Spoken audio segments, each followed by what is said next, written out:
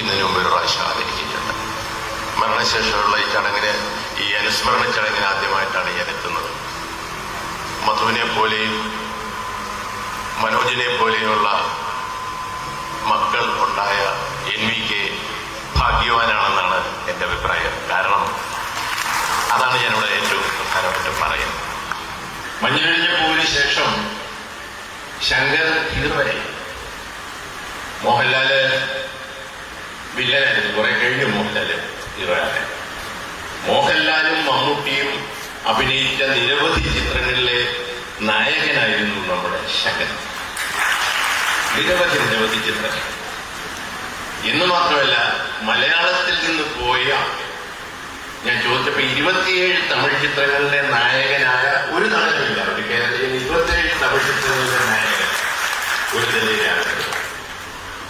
അങ്ങനെയുള്ള ശങ്കർ പിന്നെന്തുകൊണ്ട് ഇന്നും ആ ഒരു റേഞ്ച് കാത്തു സൂക്ഷിക്കാനായിട്ട് പറ്റിയില്ല? എന്നോട്, ഞാനിപ്പോ സിനിമക്കാരനാണല്ലോ, ഈ 89 ഞാൻ ഫോട്ടോ കൊടുക്കുമ്പോൾ ഞാൻ സിനിമയിൽ നിന്ന് ചിന്തിച്ചു പോയില്ല. ഞാൻ ഇവിടെ 90-ലാണ് സിനിമ ഡയറക്ടർ ആയത്. ഈ അഭിനയിക്കാൻ ചാൻസ് ചോദിച്ചു, പിന്നെ അസിസ്റ്റന്റ് ആകാൻ ചാൻസ് ചോദിച്ചു, അതും കിട്ടിയില്ല. ഒടുവിൽ ഞങ്ങളെല്ലാം കൂടി ചേർന്ന് SL ആനന്ദിയുടെ ഒരു പടം ഡയറക്ട് ചെയ്യിച്ചു. ആര്യക്കുട്ടി, ശോഭനയും സുരേഷ് ഗോപിയൊക്കെ അഭിനയിച്ച് മൊത്തം കാശ് പോയി. ശങ്കർ 210 പടം അഭിനയിച്ചു. 210 പടം ശങ്കർ അഭിനയിച്ചിട്ടുണ്ട്. ആ ശങ്കറിന് അവാർഡ് കൊടുക്കുന്നതിൽ വലിയ ഇഷ്ടമാണ്. അച്ഛൻ ഇവിടെ പറഞ്ഞിട്ട് 6 വർഷങ്ങൾ കഴിഞ്ഞിട്ട് ഇന്നും ആ വേദിയിൽ സാറെത്തി എന്താ പറയുക, ഇങ്ങനെ കുറച്ച് നല്ല വാക്കുകൾ പറയുന്നു. മറ്റൊന്ന്, പിന്നെ ആ ഒരു വേദി വെച്ച് സാറ് പറഞ്ഞൊരു ഡയലോഗ് ഞാൻ ഓർക്കുകയാണ്. ഞാൻ പല ചാനൽ ഇന്റർവ്യൂകളിലും ഞാൻ എടുത്തു പറഞ്ഞിട്ടുള്ള കാര്യമാണ്. അദ്ദേഹം ആ വേദി വെച്ച് പറഞ്ഞു, മധുവിനെ എനിക്കറിയാം, എനിക്ക് മധുവിനെ അറിയാം, പക്ഷെ